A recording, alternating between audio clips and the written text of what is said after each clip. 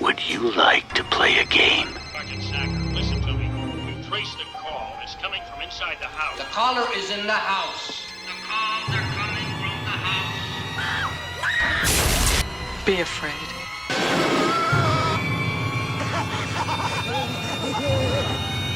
Be very afraid. Now stay on the line. Hello, everybody. Welcome to Stay on the Line, a horror genre podcast where we sometimes don't record audio and we talk for fun for an hour. My name is Terrah Card, and I am with producers Brandon Perras as well as Michael. Okay, hold on. Okay, I know how to say your last name. I'm so overwhelmed right now. I'm so sorry. You're fine. Michael, how do you say your last name? I can't do it. I'm like, it's okay, Ahern. Ahern, yes, like, it's okay. And we brought up trauma. Trauma. Hey, you know, I do a talent at a pageant, which is award winning. Thank you. And I say, I voice the whole thing, and I say, you know, where do I get my creativity from? It's from trauma. And I feel like we're experiencing trauma right now. Hi, everyone. Say hello to Brandon and Michael. Hello. Michael, would you like to tell them what just happened? Yeah, we've been talking for a full hour. And at the end of that beautiful hour of very engaging conversation, we realized that the audio wasn't We? We? Do you speak French now? We? I realized that after a lovely time talking to both of them, that I did not have the audio captured for them, and only my fat ass is speaking the entire time. Well, you know, if you know ASL and you can lip read, please interpret that video. I'll put the one-sided interview on my Patreon, and y'all can decipher what happened. It's performance art. No. Yeah, because you can see me look stupid for an hour and a half. It's very performative. For those who don't know who Brandon and Michael are, they are both the talents behind Death Drop Gorgeous, as well as their newest movie that's coming out in April, Saint Drogo. Now, fellas, how are y'all feeling right now? Doing good. I need a drink. I feel like I'm having like secondhand sweats, like you are. Like I'm actually getting quite warm. I wonder if it's transferring. I feel like I'm having deja vu. I feel like I'm in a nightmare. Like, you know, the nightmare that I don't even know if I said that when we were recording. I had a really bad nightmare where the people knew I was dreaming. Yeah, do your rewind tactic right now. Oh shit. Oh my god, I wish that was real. So we talked about how in a really bad nightmare I had that I could rewind. It doesn't matter. Everyone knew I rewind everyone knew I lucid dreamed in the dream. We talked about what was it? Inception. Inception. Yep. Oh, yeah. Yep. Okay. Yep. Michael, who are you? New we England recording? filmmaker, writer. We're recording now, right? Yes. Oh my God. Creator of Death Drop Gorgeous and the upcoming Saint Drogo. Oh my god, I gotta get my notes out again. Oh. Brandon, who are you? I'm turning my camera off. Yeah, so from New England. Keep going. Hold on. Horror filmmaker, horror author. I love metal and noise rock and pushing queer content into the world, especially now more than ever. You should just wing this interview now that we did the formal one. It's actually kind of nice to have This is why you should take notes on paper and not on a phone that's dying, so you ask your questions again and it not be mess up. Wow, I feel like I nailed it the first time, and now I feel like shit has officially. I shitted myself. I'll be honest, I shitted myself. I'm not trying to stress you out, Michael. I know I am. Oh no. One of the dogs is snoring, and I was like, "What is that noise?" But it's one of the dogs snoring. That's my breathing, Michael. How dare you? Oh, that's you. Yeah, that's me. Asthmatic? No, just over 200 pounds. Hi. So, oh my god. The way you came back, and then obviously the lovely outfit you're wearing, but you're just like looking down, you're just like, hi. And then just like this creature just like reappears. Okay, Okay, so let's do some would you rathers to get to know each other. Would you rather be stuck in a loop where someone tries to kill you? Y'all have never heard these questions before. Would you rather be stuck in a loop where someone's trying to kill you, like in Happy Death Day, or would you rather be plagued by nightmares from Freddy from the Nightmare on Elm Street? Brandon, trauma. Trauma for you, Brandon. Reliving it again. So as a kid, I actually had a problem with Freddy Krueger nightmares. I was afraid of all horror movies, but Freddy was the worst, and had to go to a doctor for it, and was prescribed Benadryl. But I do actually kind of enjoy more of the fanciful nightmares, not the realistic ones, but the kind of fantasy ones are good inspiration. So kind of I'll go with the Freddy nightmares. I love that they only gave you Benadryl. They were like, "Oh, just take this." And you know what? It was probably like it was just actually like just sugar water like in it. Like it really didn't do anything, but it made you feel better. What is it called? Placebo? Yeah. That's a good drag name. Placebo. Placebo. I think I'd rather be caught in a loop where I'm killed every day because I love sleep and I need to sleep. I would have never thought you would say Would that. you have guessed that? Yeah. Did you? Well, my name's Terrah Card. I'm kind of like did a you psychic. see that coming? Like, and you know, if you were to be on a 24-hour date with Pearl from Pearl or Annie Wilkes from Misery, something tells me y'all might say Pearl, but like, I'm gonna just shoot the question towards y'all. Wow, that's really impressive because I was gonna say Pearl. Oh. I feel like Pearl and I could watch old Hollywood movies together and we'd be fine, and she wouldn't try to stab me with a pitchfork. Brandon. And I'd go with Pearl as well. I think Annie Wilkes' house probably smells a little bit. It was like dusty and. Oh, she probably smells like a wet dog. Yeah, and Pearl has like cute farm animals that she kills. Well, the goose. Oh, yeah. You know what? Some people make it out. The gator. Would you? Oh, no, it wasn't a would you rather, but I read it again like as if it was a would you rather again. Chucky versus Megan in a lip sync. You know what? Let's throw in Annabelle. Let's Annabelle from the movie Annabelle. You know what? Let's have a 3-way lip sync and let's switch it up.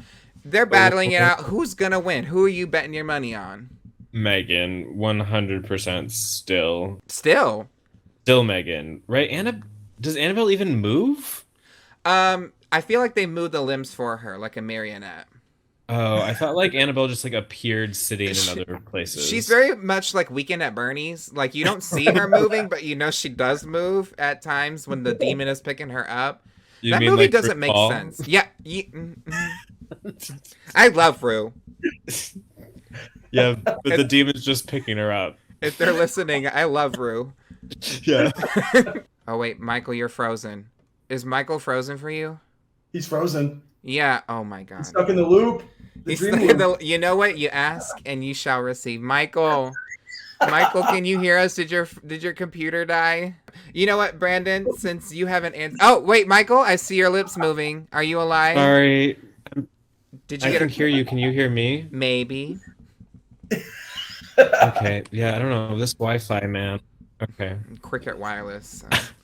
Who do you think is going to win in that lip sync battle, Brandon? The one for the ages. Annabelle or Megan or Chucky standing over there? Megan's got that in the bag. Megan the trainer? Okay. Oh, yeah. Yeah. Okay. That little Ginger Minge Chucky. Not Ginger Minge. I'm screaming. This is when I start talking about the movie, and y'all, you both have said that y'all love 80s slasher movies. What have been some biggest inspirations for y'all in terms of 80s slashers? And whenever you make a film, whenever you're referencing 80s slashers, do you like to put like a twist to it to where you add your own originality? And give me some very unique answers I've never heard before. I think Death Drop and Saint Drogo were slightly different in that regard. I think Saint Drogo is very much like folk horror inspired, sort of like The Wicker Man and also like Rosemary's Baby, but there isn't really homage to those movies in Saint Drogo. It's just, I feel like it's just vibes, you know? But Death Drop was much more intentional in sort of taking a scene from a movie we loved and sort of like putting our spin on it and then like spitting it back out, which is sort of like drag. I feel like that's why it works well with Death Drop, is like it's one's interpretation of like pop culture or art, and sort of like making performance out of it. So like in Death Drop we have like there's a Twin Peaks reference, there's even a Seven reference actually. So we just kind of throw a lot of things in there, and that was a little more intentional, whereas Saint Drogo is just vibes. Was the Saint, that was the head in the box, right? Yeah. Yeah, Okay. the head in the box. I'm not is Saint actually from Death Drop, yeah. Yeah, that one was actually supposed to be a Fear reference, right, Brandon? Tiny Wahlberg. Yeah, we wanted to put the pup head through a doggy door, but we didn't have a doggy door available to us. Work. You know what? That's when you just get like some plywood from like a dumpster and just cut a hole in it and paint it and just be like, yep, this is totally a realistic wall. So That's what made the glory hole. Yeah, that's how we made the glory yeah. The infamous glory hole. Yeah. And I was saying to them in a hypothetical universe that whenever I watched that movie, it was very intense when that scene came on. So in a magical land, and in our multiverse of madness, there was a recording that did work, and we did talk about that. How about for you, Brandon? How do you feel about referencing the old wave and kind of putting a twist to it? Well, I think like it's with 80s slashers and camp, you can get away with this stuff more, and it's more paying homage in those genres. I think is a little bit easier than like trying to do that in a more serious genre. I think it's you start hitting that level of pretension where it's like, oh, they're ripping off this movie. But we didn't really go into Saint Drogo at all with like referencing any of their films. We just kind of had a really awesome like image palette and like an awesome story that we wanted to just go for.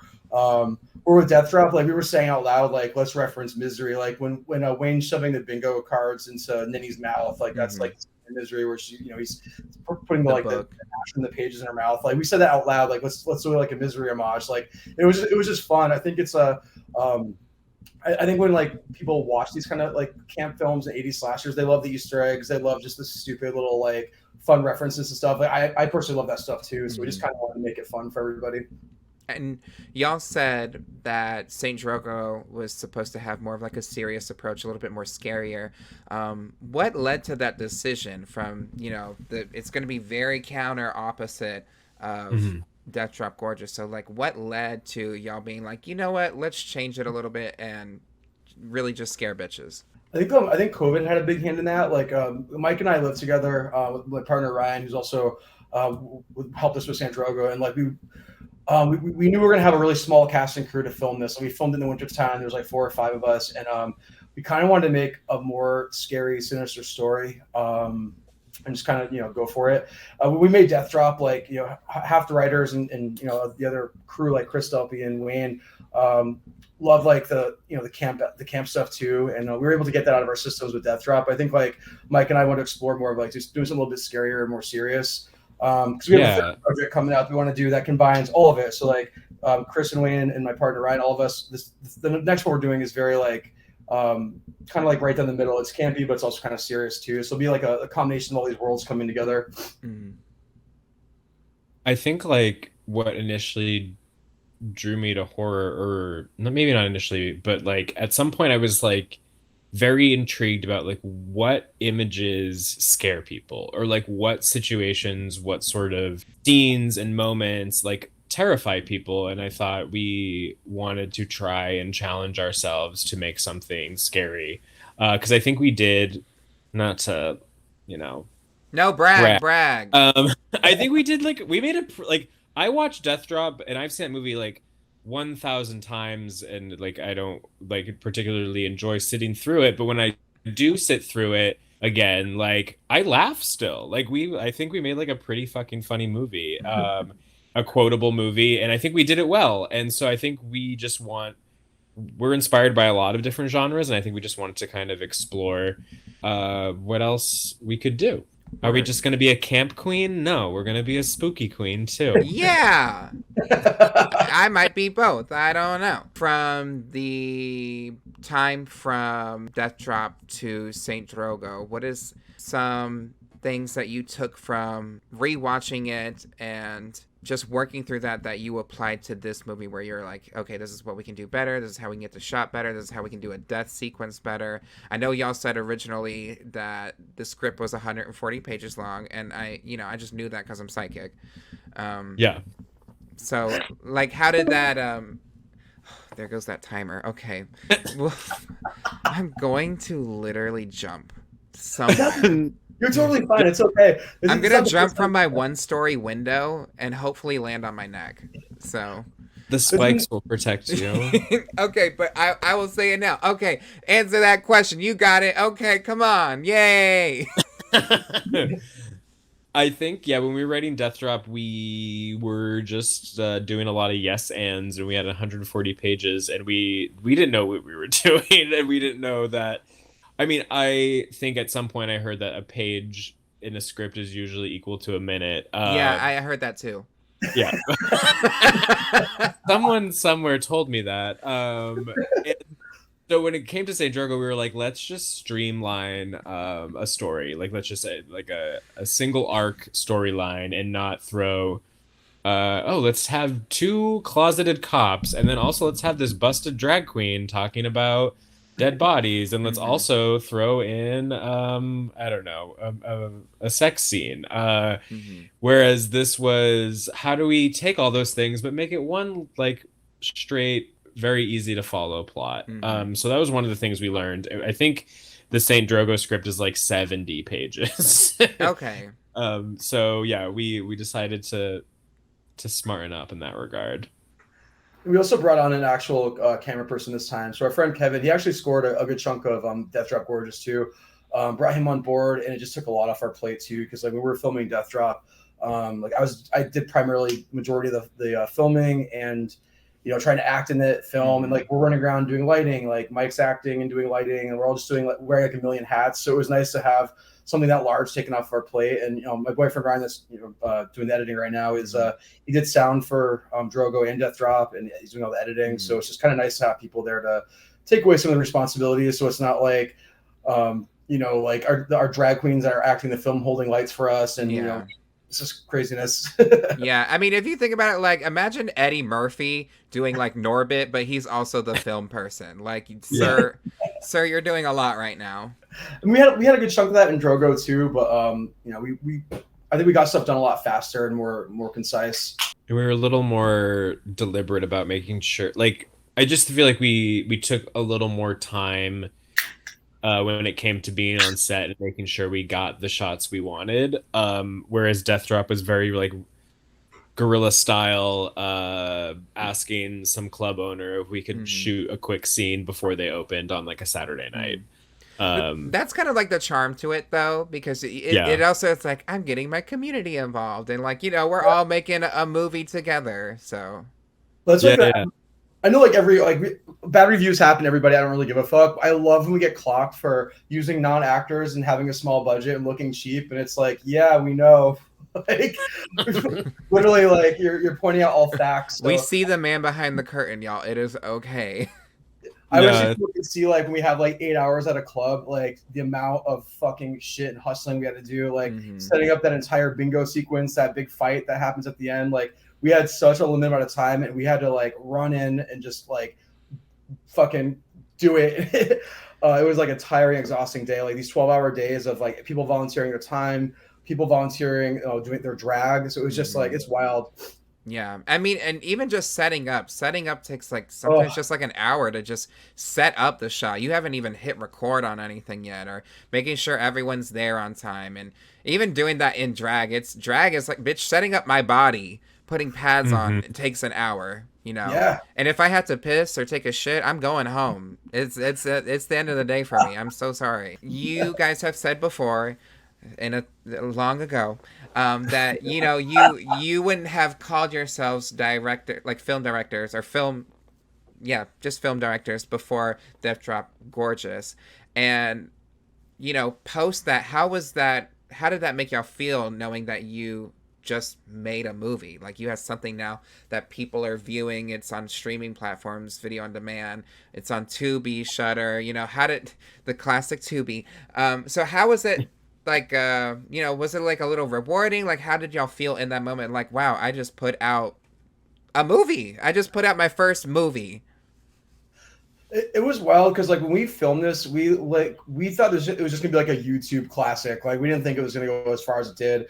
We like Mike mentioned earlier, it's like once we started filming, the level of professionalism that these actors were giving our film, like Gloria Hole and like nothing, these drag queens that were in there, we had to do them justice and make this fucking movie because they're doing so good. So like we really just like went from like this is gonna be YouTube classic to like let's see how far we can push this and take this and not be afraid to contact people at Shudder, people at Screenbox, people in the industry, and just keep like submitting to festivals and just see how far we can go. And like what that stupid saying, like the squeaky wheel gets the grease, like you have to put yourself out there and do it. So the fact that it got as far as it did was not anything we ever anticipated, but it was really nice to see like a movie made entirely by queer people, down to the special effects, the fucking music, like the venues. Like it's just like it was just great to see it get out there like that. Yeah, even to this day, sometimes it's still like it's very like grounding. Like we even today we just we were in our little Death Drop group chat. We found out we got a shout out in that book, the Black Guy Dies First, which is this horror book about like Black horror cinema, and Death Drop has a shout out in it, and we were just like, what the fuck? Yeah, like it was just like kind of cool. Like so even today, like little things like that still like surprise me. And yeah, I don't know, it's fun. I don't even know, like even the label filmmaker still feels like silly to say. Like if I'm like I'm a filmmaker, like ma'am, you have an OnlyFans, like yeah right, yeah, so it still feels like a little silly to say, but it every time it gets like once a month we'll get a random tweet that's like finally watched Death Drop Gorgeous and it was fucking great, and that's always like heartwarming. It's really nice. I feel like saying you're a filmmaker is better than me. Like I'm a podcaster, I'd been like, ugh, gay people, we've heard of them before.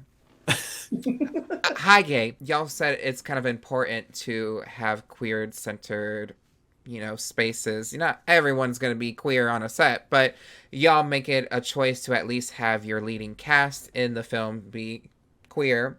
So why is that a choice for y'all? Like, why do y'all want to do that? I think like growing up, I was more like the in the music world, there's a lot of bands and stuff, and I got really excited when I knew like members of bands I liked were gay. It was like super exciting. Like I wasn't into sports, there wasn't like really any gay people out there I could look up to, so it was like really cool to see like, oh, gay people can play metal, gay people can be in like punk bands and noise rock bands.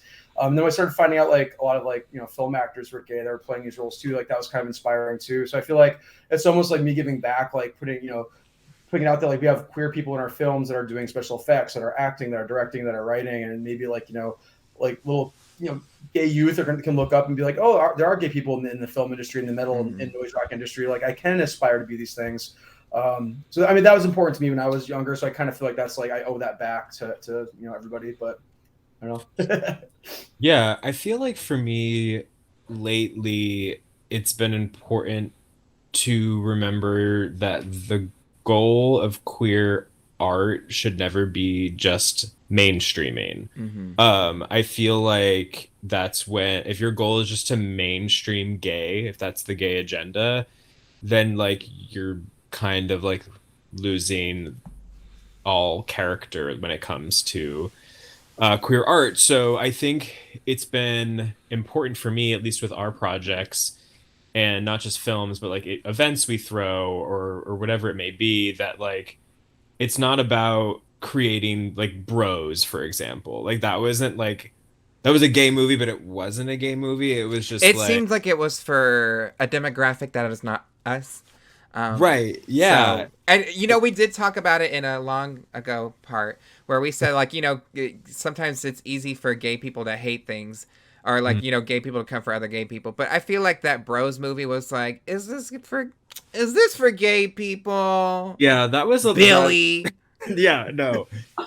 Oh yeah, I don't want to spend my next 2 minutes tearing down Bros, which I could do. But no, we got the time apparently. So it's been important that our stories or whatever we're making isn't just like, well, we want to make the gay version of a straight thing.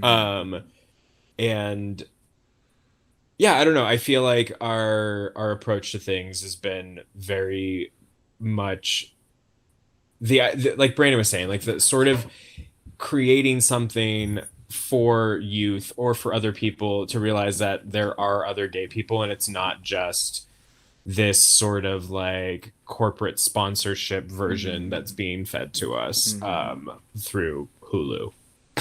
But if Hulu wants, to fund our next film, yeah, you let us know. Don't ruin this for me, Michael. Okay, now, off of something you just said, if you had to do an all-gay version of something, they did an all-female Ghostbusters. So if you had to do an all-gay version of a horror series or movie or anything, what would it be? Yeah, I have a new one. That's a new one. Yeah. This one we didn't prep for. Yeah, I had to make sure y'all had the practice trial first, so you didn't say anything bad. I honestly, this isn't a horror thing, but something that Brandon and I have like kind of joked about. I would really love to make a sleazy 80s action movie that's also like very gay, because they're already very like inherently gay. Crop tops and all. Yeah, the clothing, the sweatiness, I think that would be really fun, but obviously we don't have like a budget to do like exploding helicopters. I don't know which one specifically, but I think it'd be really fun to do like an 80s. No, I think what you should do is you can still have an exploding helicopter, but it has to be a mini figurine, okay? And it has to look, like in Spice World when they have that, it goes over the bridge. Yep, it goes over the clearly, bridge.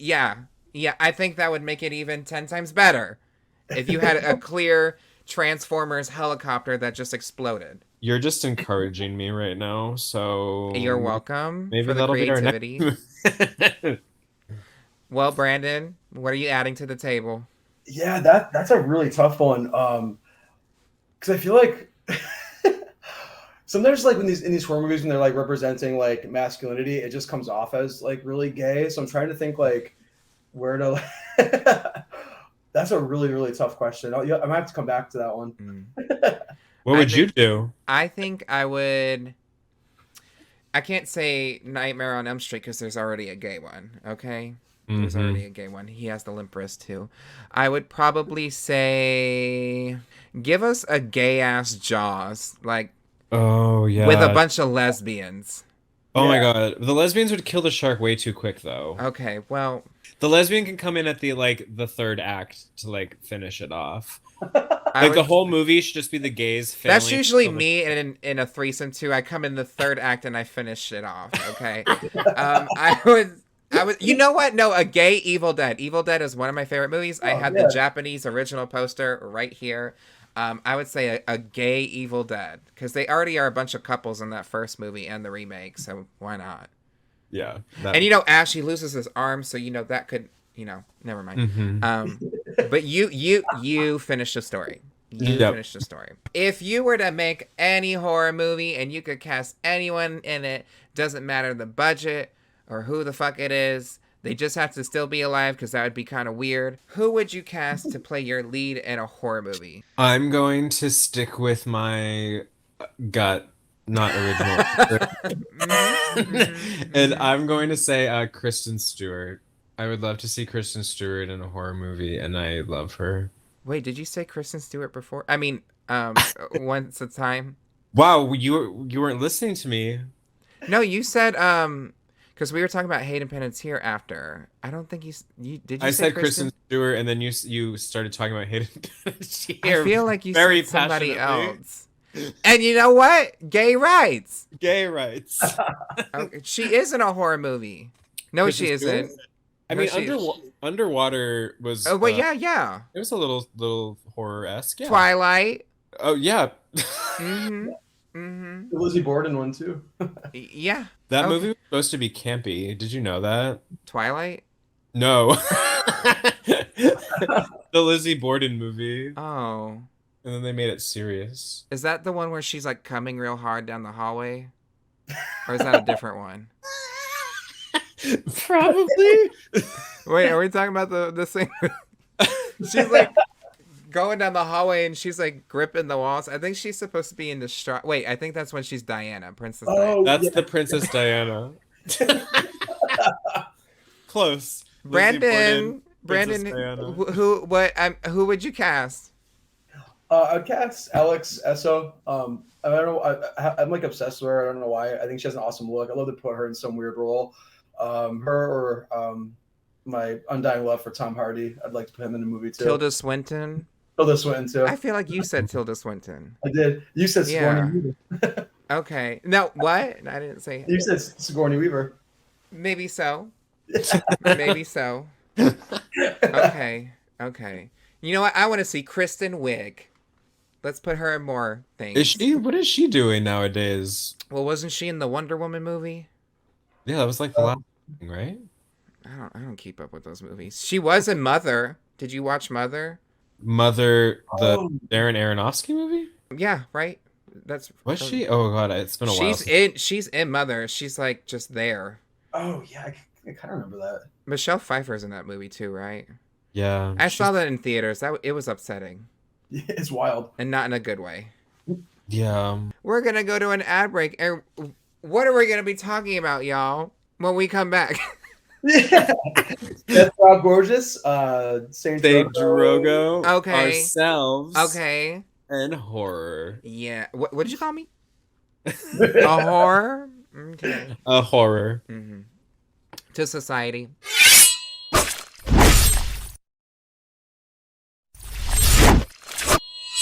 Welcome back to the podcast. And we're talking about what, Michael? We're talking about horror. And Death Drop Gorgeous. And Saint Drogo. And Ourselves. You gotta do all the drag moves. Okay. Wow. The donkey kick. Yep, that's you saw me do it. So Yep, I saw it. Yep. Mm-hmm.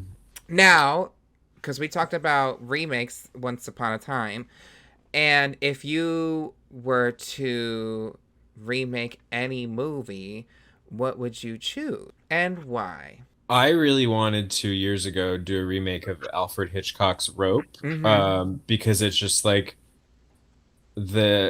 creates the landscape for you to write about messy gays, and other people are already doing it, so that dream has died. So it's over. But did they do it well? I don't know. It's a stage production now, and so probably not. Oh. No, it's probably great. If they're listening to this, we loved y'all. And if you're not listening, fuck you. Yeah. Okay, Brandon. I am dying to remake Neon Maniacs so bad. If any sugar daddies want to fund this, I don't know if you're familiar with Neon Maniacs. It's this wild 80s, just ridiculous movie. It's fucking nuts. What's it about? I don't think I've seen it. Tell the people without spoiling. Spoiling a 50-year-old movie almost.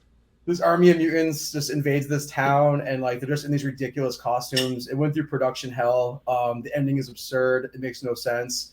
I think with a little budget and a little finesse, it could be just a really bonkers, crazy, just monster, crazy, gory 80s trash movie. But there's a lot of good there. It just needs some help. Okay.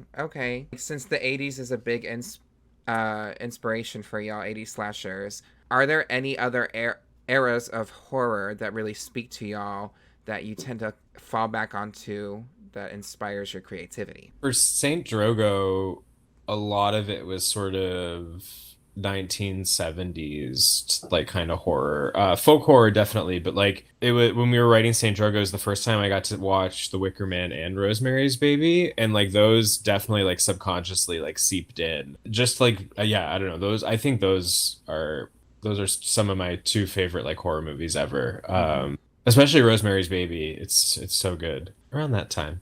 Blandon? Yeah, I second that. I think this the 70s for sure. There's some really just stellar, amazing films being made back then. Again, with small budgets, just a lot of attention to detail, gorgeous cinematography, really interesting sound design and lighting. Yeah, it was a good decade too. And in horror overall, what is something that really inspired you, where you watched it on TV or in a theater or anywhere, that made you want to say, I think I could do this. I think I could produce a film and I can do that, and this really just speaks to me? I feel like I can't think of like something that was a precursor to Death Drop that inspired me. But lately I've been watching a lot of good like micro budget queer horror that's like done that they use their budget intelligently. So like Skinamarink, The Outwaters, Horror in the High Desert is all their budgets are like floating around, but like our budget was for Death Drop. And so it's been kind of exciting and inspiring, and also like kind of thought provoking to think about how we can make a lot with a little money. Because I think with Death Drop, we had a little money and we like went balls to the wall. But how to think of approaching a story like a little more economically. Like if you see Skinamarink or The Outwaters, like it's done in a way that an intelligent way that they weren't like, let's have 20 drag queens in the movie and Yeah. How do we throw someone through a table? So that's been a little inspiring lately, to try to think of like how to simplify. But also but still still- deliver on like a, still a make it huge effective. message. Yeah. Yeah. I think I answered this question wrong before. I see what you're saying now. Like, what inspired us to make us feel like we can make these films? What do you mean you answered it wrong? Well, Nothing it's funny. happened. What I was, I answered before was a little different, but I see that, I see what you're asking this time around. And I agree with Mike. I think like, kind of like going back and seeing some of these films like The Blair Witch Project or Henry Portrait of a Serial Killer, Driller Killer, This 45, some of like the that arena of filmmaking, which is such small budgets, and just seeing like how they're able to make such an effective, impactful movie. Like you watch Henry Portrait of a Serial Killer, and those look like real people just being taped by someone with a camcorder. The performances that are fantastic. The movie's just unnerving and fucked up, but it does the job. And I just think like it helps you think about like, okay, I'm handed a tiny budget, like how can I make this the most impactful? And these films are able to do that. I mean, even Paranormal Activity budget was like 10,000 or I don't even remember, and they made millions. Right. Yeah. So knock on wood, Yeah. Saint want to come through? Drogo. Yeah, Saint Drogo. Speaking of Saint Drogo, I wanted to ask y'all a question you've never heard before. What was your favorite part in creating Saint Drogo that you can tell us? And the same with Death Drop Gorgeous. Like something that just like you, like when you're 85 years old, you're gonna be like, oh my God, when that happened, that shit was so fun. Like what the hell were we doing? Or, something like that. Yeah. I think for Death Drop, for me, when it all started like getting exciting was when other people finally like signed on, because for a while it was just us. It was like me, Brandon, Ryan, Wayne, and Chris were like the five amigos there, like wearing all the hats, and we started to bring other people in, like Peyton St. James, who played Gloria Hole, and people started like kind of taking our characters and like building off of them and performing them in front of us. That's when it started to get really exciting for me, because our cast are just like local, either drag queens or friends or like small like stage actors, and that was when collaborating with others was like the most exciting part for Death Drop for me. For Saint Drogo, we just watched a recent like cut of the movie, and that was very exciting for me, because during the process of Saint Drogo, it was like the weather was pretty grueling, and it was a stressful production, but in completely new ways than Death Drop was. Death Drop, we didn't know what we were doing, and we were just hoping for the best. And this was Saint Drogo was we were trying to be a little more deliberate and intentional, and you kind of like can't see the forest through the trees sometimes during production. So seeing like a cut of the film and like being reminded why we did what we did was really exciting. Yeah. Tubular. Yeah, Brandon, what do you have to say? I think for Death Drop, my favorite part was like just we created a lot of the sets like within our house. Like 5 of the sets are done here, and I think like just us trying to come up with how to make these scenes look like a drag dressing room, look like Tony's office in the basement of a club, like the glory hole scene, the bathtub scene. Just kind of like, MacGyvering all these pieces together. Like we stole a big metal desk out of an abandoned house. We're buying wrapping paper at the Dollar Tree to make the walls of the drag dressing room, finding all this shit on Craigslist and OfferUp.com, and then like putting this on film and having it like look as good as it did. The locations look great. That was kind of fun. And like the special effects stuff is always amazing too. Like Scott C. Miller and Victoria Black and Opulence Black did the special effects for Death Drop, and just being a part of those processes are always really interesting. A lot of work goes into it, and it's really neat. It's a lot of magic there too. And with Drogo too, Joe Castro did the special effects in that film, and it's just seeing like how this stuff all works. It's gross and fun and crazy and sticky and peeling silicone off of my stomach and ripping out my stomach hair and all kinds of crazy shit. It's just funny. But I think just me and drag, honestly. But like it's just fun. And, we were filming on and off in P-Town for 2 years in the wintertime, just staying at like a really cheap motel. So it was, my favorite part was like after these like long fucking shoots, like being able to like, sit with our film family and just kind of relax and talk about the day. And it was just kind of very cathartic and fun. Well, yeah, I think those are my two favorite points of all that. Also, I just realized now when you said Victoria and you said Victoria Black, I was like, oh, that's the Victoria they're talking about. Okay, got it. It only took me in real life 2 hours to figure that out. So what would you say about maybe some horror movies today? I know that 2022 had a really big boom of some really good horror, but I would probably say within the past few years or decades, what have been some of your pet peeves with horror making? Maybe some of the outcomes or things that really created a mindset of characteristics of people that you just didn't agree with or something like that. Michael, you seem excited. No, I'm excited because this is what a curveball we're being thrown here. Yeah, you're welcome. I was like, I have to switch it up. Like, I don't want y'all to be bored the whole time. No. I don't want to like. I don't want to do like a bitch session, but there's a lot of things that I know. For me, my biggest pet peeve right now is just like this undying allegiance to these franchises, which yes, these are beloved franchises, but I feel like fans need to demand better. I feel like the movies that are coming out attached to these franchises are really piss poor. They're vapid. They're boring. They're uncreative. Say their names. Say their names. It's all the sacred franchises that everyone loves, which is fine. I think like the horror community, what's great about them is everyone comes together and they keep these actors and directors and films alive, which I really love. But the last like 3 or 4 years, it's just such blatant cash grab bullshit. Where it's like I feel like as fans of these franchises, you should demand better. Like you don't need to die on these hills defending these shitty movies. Like it just blows my mind. I just wish that like we can kind of recognize when a movie is fun and not good. Like you can have fun with a film, or maybe that movie's not for you, but like stop acting like these movies are like the next fucking like Shining or Misery when they're really not good. Like they're fun, but that's it. Like I don't know, it's just wild to me when I feel like there's so much great content happening around us all the time that never sees light of day. And I really wish horror fans would start maybe just digging a little deeper into the underground and some of the the film festivals that are showcasing more of this stuff.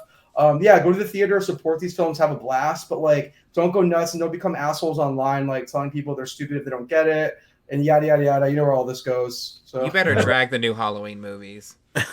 Oh my god, I felt that. Or even the Texas Chain. Well, you said long ago that you enjoyed the Texas Chainsaw, the original one, and they had one that came out last. The gag is that movie came out last year and everyone has forgotten about it.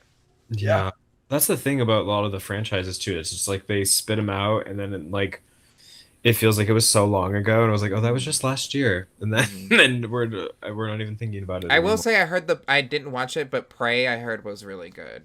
There's this new thing speaking of things that happen in horror, there's this weird new thing that happens now where like we have a lot of like anti-heroes, and there's a lot of like there's always something that sidesteps the tension between the main protagonist and main antagonist. And like I feel like Prey was like looking for a body count, like that's why they had the colonizers there, but I felt like they were so loosely attached to the plot, and I felt like it took all the tension away from like the main character and like the alien. I've seen this in a lot of movies now too, and I'm not sure like what the purpose of that is. It's bizarre to me. It's usually when there's a female protagonist. I don't know if it's like some like weird deep-seated misogyny, like we're afraid to have a woman like Sigourney Weaver and Aliens be like the badass. Like there's always has to be some other stupid like distractor. I don't know. Drag them. Drag her. Death drop, drag them. Yeah. Part of the things that I think I'm getting a little tired with big brain horror that we talked about. We talked about big brain horror, wrinkly elevated horror. Elevated, highbrow. That brain has Benjamin Button disease because there's a lot of wrinkles on that brain. Yeah. I feel like Men. I didn't watch Men, but a lot of people told me it was very much like a dick measuring contest with like, you know, the smartest people in the room, quote unquote, who are just like, yeah, I totally understood everything, and the movie is about trauma. The movie's about trauma, and I'm Jamie Lee Curtis. The movie's about trauma. Like it's giving that. Yeah, I think it's like horror's always had a metaphor. Like every horror movie, there is a metaphor, but I feel like we're just like being like beaten over the head with them now. And more recent horror, I remember there was one, and I forget the name, and it's probably for the best, but there was like this like nonsensical one that was just about like Alzheimer's, but like everything about it was like the metaphor for Alzheimer's, and I was like, this is just so draining. Like I feel like I'm just being dragged through this, and so we can blame the Babadook. Yeah. Also too, I know this is crazy too. Like I feel like if the directors and writers are saying this is not what the movie is about, but you have the fandom is saying that this was what the film is about, and they're fighting people online and getting like rude about it. It's just so aggravating. Like, I like try not to get involved with this stuff because I love the dedication that horror fans have. It's just like kind of like the drag race fandom, but it gets so volatile and aggressive and kind of crazy. It's like, guys, this is fucking art. Like, let's like come back to earth. Like, I don't know. And I feel like the movement of this like the brain horror has kind of elevated this bullshit. It's no pun intended, because elevated horror. Oh, look at you, Brandon. You get a gold star today and a sticker.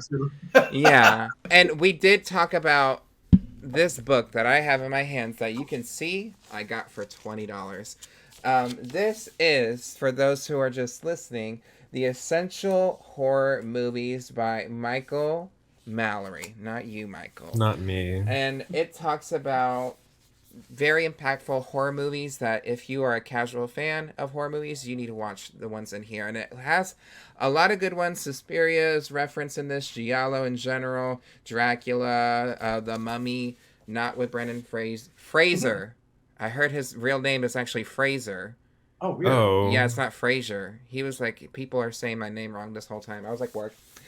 Anyways, it stops talking about movies around 2012, and I wanted to ask y'all, what is a very important movie to you that you think would be added to a book like this, where it's like, this is an essential horror movie you need to watch, it will change your life? I'm going to say Green Room. You haven't heard that movie before, right? Someone told me about it. Yeah. It's just a really, really great thriller horror movie about this punk rock band playing at a venue that's run by neo-Nazis, and it's like the fear in it is a very real tactile terror, and it has Maybe from Arrested Development, and I love her. I love Amy Winehouse, and I love Amy Winehouse as well. I had 3 before, but now I have 4. Oh, okay. Before what? 4 movies for this. No, before what? You said you. I had 3 last time this question came to me. I don't know what you're talking about. In a dream. In a dream. Oh, in a dream, the lucid one. In a dream. Yeah. Where we rewinded. Okay. I echo what Mike's saying about Green Room for sure. Like 100%. That movie it's just flawless. It's a perfect movie. I would also mention Possessor, Pyewackets, The Black Coat's Daughter, and Hellbender. I think those movies are just underrated. Not enough people talk about them. But if you haven't seen any of those films, they're all those are fantastic. Mm-hmm. I forgot about The Black Coat's Daughter. That one is really good. Oh, good. I have not seen that, so I'll have to add that to the list. Add that to the list. Emma Stone, is that her name? Who? Emma Stone? Is that her? No, Emma something? Oh, Emma Roberts. I get all the Emmas confused. Wait, is she like playing her younger self or older self in that movie or something? She's like a college student, and her performance in it is nuts. The whole movie's really good. It's like a slow burn. The end is really bleak. It's really good. It also has the girl that played Sabrina in the new Sabrina. Okay, no, I know what you're talking. Yeah, does she? Are they the same character in that movie, or am I just getting that confused? They're not. They all look alike though. There's like three of them. There's like the three blonde girls, but White people. yeah. I know. Yeah, I can say that. I know a white person. I think that those were good answers. What would you put? I honestly don't even remember what I said in a dream. I think maybe I had said X or Malignant or Get Out. I enjoyed Nope. I love anything from really like, I feel like, with horror, when traumatic events happen, we get this boom of very stylistic horror. 9/11 has been like one of those moments when we were just in a war with stupid fucking wars that really inspired a lot of gore horror. And even after the Vietnam War, we started to get like a lot of slashers, and we got the Texas Chainsaw. We got like really a lot of gruesome things. So I feel like the pandemic has really jump-started this new wave of horror. I feel like horror is kind of becoming the cool thing again, which is great. Well, it's never really been cool because they don't fucking nominate us for anything. But I feel like it's becoming cool again, or at least great. And I love that. So anything really within the past few years, I would add to that. Also, I've only seen the movie once because it was very traumatic for me, but Hereditary was good. It is a big wrinkle brain movie. But it's good. It's good. It's really good. It's gorgeous. I didn't like Midsommar though. I'm so sorry. No. Honestly, I didn't like it either. We didn't like it. You're in good company. But you know what? I support women's wrongs as much as I support womenens rights. So I will say Midsommar, where it does succeed. It's the score is beautiful, and the set pieces and the set pieces and the I don't know the ambiance. It's eye candy. The atmosphere. It's eye candy. It's stunning. But yeah, plot wise, it's one of those ones that everyone's arguing about, and it's like people are finding things that were there that weren't there. The director's saying that's not what it is, but people are still going nuts about it. But yeah. I mean that's how I feel about just in movies in general. You can also find the good in anything, but you can also see the bad in movies that are supposed to be really good. I feel like another one. Oh, sorry. No, I'm not important. Go.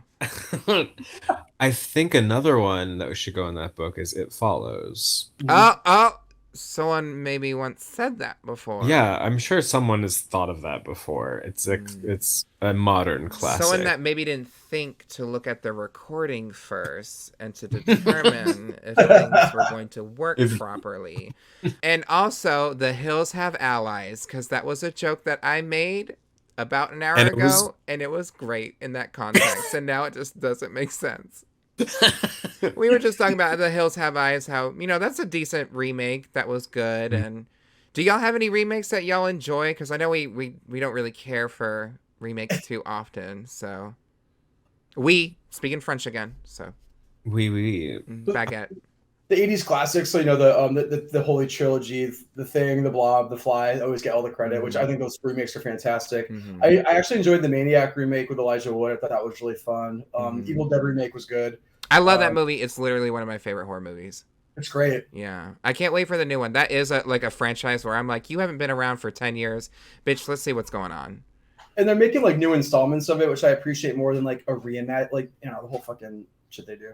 Sam Raimi's on board with this one, so I think it'll be good. The Blob, The Thing, and The Fly. That was the 80s, right? Yeah, the 80s remakes, yeah. I wonder why I feel like body horror hasn't had that surgence yet. I wonder if that's going to happen. Like, we get one here and there. Yeah. It is like terrifying. Body horror scares the shit out of me. Does Flesh count, or is it Flesh? That's like body horror, right? Have y'all seen that? Fresh was like cannibal horror. Okay. I mean, there was some like body horror to it, but nothing as gross as seeing Jeff Goldblum physically turn into a gross fly. Yeah. That is one man that in that movie I'm like, you're hot, and then the middle act I'm like, okay, get a little soft here. And then I have the opposite of a boner at the end of that movie. Like, it's just inside of me hiding. And that's how you get into drag every day, right? No, really. Every time I look in the mirror, I think the same thing. So I look like Jeff Goldblum as he's vomiting on his hand. That's not what I meant. Thank you, Michael. You know, Michael's saying I'm a fat, dumb bitch. Brandon says I'm hokey pokey, and I got a studio that's literally just my bedroom. Yeah, I brought that up again. We can bring up my trauma, too. I'm not afraid. I'm not afraid scared. of flying, though. Yeah, I am afraid of flying. Yeah. I'm going up to Chicago later this year. I'm driving. I don't care. I'm just going to drive. So. I hate flying. And you know what? Here's some horror ideas for you. A horror library movie. There you go. Oh. That sounds great. What are some of y'all? You know, what is your favorite horror movies? Pan's Labyrinth. The spirits are telling me. The spirits are telling me that you really like Pan's Labyrinth. That's so Raven. Yeah, that's so Raven. No, Terrah. It's Terrah. That's so. Okay. Oh. I do love Pan's Labyrinth. I love some fantasy horror. And you know what? Okay. I also love the movie Alien. Oh yeah, I really like that one. Brandon. My favorite horror ever is Hellraiser 1 and 2, and I love the original Texas Chainsaw Massacre. Mm-hmm. Where it's two separate words, chainsaw. Mm-hmm. Fun fact, none of the Chainsaw Massacre movies that are supposed to be remakes, they don't even have the same title. There's always something different. Mm-mm. You didn't like the Matthew McConaughey one? It had its moments. The Leatherface one, it's okay. It's okay. The Leatherface one or the third one? The third one has Matthew McConaughey in it, right? Yeah, I think the third one was just also called Leatherface too, like back. Oh, in the really? Day. Oh, okay. Yeah, So it wasn't good. Mm. It's okay. It's like I don't know. What was your favorite part, Brandon? And I haven't seen that one in so long. Okay. I just remember it being kind of meh. I like the second one. Yeah. Yeah. The second one's bananas. I like the stress of the first one too. I feel like just being on set there, I probably would have had like a heat stroke. I almost had one earlier, so just from stress. I like horror movies, and I'm glad that I got to talk to y'all today about horror movies for almost 3 hours. Brandon, what do you want to leave us off on? Yeah. I would say. What advice would you give to horror creators who are writing, Michael and Brandon? Advice I'd give: you got to dedicate time. You got to set aside 1 or 2 days a week, and you have to fucking keep working on it. You can't be afraid of what people think. You just got to go for it, and that's it. You can't make excuses for yourself. You just got to buckle down and fucking do it. We all have jobs. We're all busy. That's why it took Death Drop and St. Drogo like multiple years to make. But if you really want to do it, you just got to do it. And there's lots of people out there that want to help. So if you have there's lots of resources for screenwriting and writing in general too. So don't be afraid to ask questions. Yeah, if we could do it and did it, then like seriously, anybody could do it. I would just add to definitely tap into your community because there's people around you who want to be a part of a project. And gay people are conceited. They will be behind a camera and in front of a camera. Yeah, and to the side of the camera even. Yeah. We need a good boom operator. We need a good boom mic, best boy, whatever those mean. And my only other piece of advice is that just write a movie with only 2 characters. Mm-hmm. Mm-hmm. If you've never written a script before, take a script writing class. That also helps out a lot. Yeah. I actually really like doing script writing. I like writing in general. My degrees are in communications and in journalism, but I also took a lot of film classes, and so awesome. I'm Alfred. I'm Alfred Hitchcock. I can basically run this bitch. When you said Alfred, I thought you meant Batman's butler. I was like, what? I serve my master. No. You know what? If it's Bruce, which it depends on which Batman we're talking about. If it was Michael Keaton, maybe. Michael Keaton's my favorite one. That Robin from Batman and Robin. Who was that? Chris O'Donnell. Literally. That's that big old homo Joel Schumacher was directing that one. That was very gay. That was that was fighting for gay rights. Thank you, Joel. Yeah, thank you, Joel, for the nipple suit. The nipple armor. And Uma Thurman literally being a drag queen for like an hour and a half. What would y'all like to leave off on? If anyone wants to work with y'all, if anyone wants to support y'all, if there's anything in regards to that I left out, that I forgot, say your truth or peace or whatever that phrase is. So we're part of this thing called Monster Makeup. It's our production company. Like our mission statement really has been just to network and promote other queer artists, like whether it's drag or filmmakers or musicians, and really just kind of network and get our stuff out there. I think now more than ever we have to be like unabashedly queer and get queer content out there as soon as fucking possible. Before it's all taken down. Yeah. It's all taken down. But like also just like let's start lifting each other up. Let's cut the bullshit. I don't know. That's all I gotta say. Straight people, give us your money. Yeah. And if you're that bitch that messaged me today saying that I shouldn't ask people for money, fuck you. Michael, I don't think you were there for that, Michael, when I brought that up. Some woman messaged me today, and because yesterday was my drag birthday, and day of recording this, and she said to me that she was not going to support me at my shows anymore because I asked for money on my anniversary, which is ridiculous and rude, and I blocked her because, bitch, fuck you. Give me your straight money.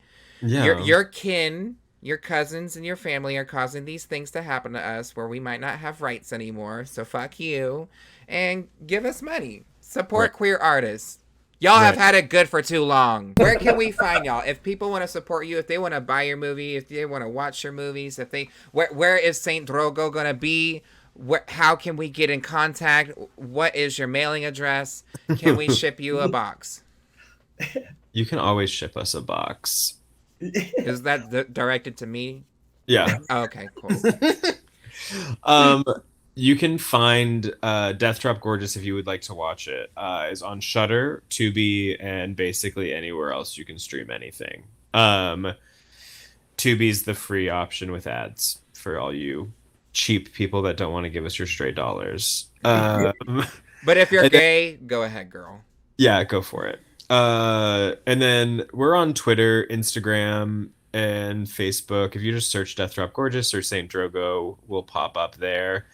If you're rich and you have money and you want to support Saint Drogo, our Indiegogo is still up as well. And we're gonna have post-production costs that are gonna be annoying. What does that entail? You know what? No, answer that after. A lot of weird fucking shit that we didn't know about till Death Drop. Would it be like marketing, or like? I mean, marketing's part of it, but that's not even the part we didn't know about. There's like weird things you have to get in order to you have to buy your title deed. You have to get what was it? It was like weird insurance. You have to get E&O insurance. That's like $4,000. It's like insane, random, weird shit. I'm just gonna upload mine to YouTube. Yeah, 100%. Make $0. You're done. You're never done. It's like oh yeah, we're all ready to go, and it's like oh, you have to pay this other stupid bullshit. But some people say you don't have to pay the E&O tax, so we're gonna look into it a little bit more this time. So. You said someone is duping us. Well, that's what it was essentially. Like it was just like what there's only 2 people in America that do E&O insurance or whatever too. So there's like this weird monopoly of there's just these 2 people that give it. There is people just taking advantage, I think. America. 100%. America. Brandon, where can we find you? I'm on all the social medias. Easiest way to find me is just going on to either the Saint Drogo Instagram or Twitter or Facebook, and we're all tagged in there. You'll see us sharing stuff. I think I'm just Brandon Perras on Twitter, Blood Believe on Instagram, and Facebook. I'm really on Facebook. Venmo, Cash App. Yeah, I'm on the Venmo and I don't have Cash App, but yeah. I'm on TikTok, unfortunately, too, trying to figure out this advertising shit. It's the hell show. Yeah. Well, you know what? If you need someone in social marketing, let me know, because my degree works on that. After I was just like, I don't use social medias. Look, if I had to do it for work, I'll do it, okay? Not when I'm my own boss. Okay, I'm Terrah Card. That's TerrahCard. You can find me under most platforms under that name. And Stay on the Line at Stay on the Line Podcast on most platforms as well. You can also support this podcast on Patreon. Patreon.com/Stay on the Line, where we have sewing tutorials at the highest tier, at the $7 tier. And at the $3 and $7 tier, we have the full video edition of the podcast. Audio versions at the $1 tier, commentary tracks at the $1 tier. So you get something for just showing your ass up. Oh, Yeah. I wish I could sew and make my own clothes. I learned through YouTube. Y'all talked about like self-taught. I learned through YouTube. I've only been sewing for 5 years or 6 years. it's awesome. So. That is awesome. Serving cunt. Serving. What is this sea creature? I don't remember. My brain doesn't work. No, not an ostrich. Starts with ostrich. No, what is the sea creature called? Urchin. Urchin. Serving a sea urchin on a platter. Yep. Okay. Well, I'm Terrah Card. Who are you? I'm Mike Ahern. And I'm Brandon Perras. And make sure you all stay on the line where the audio sometimes works.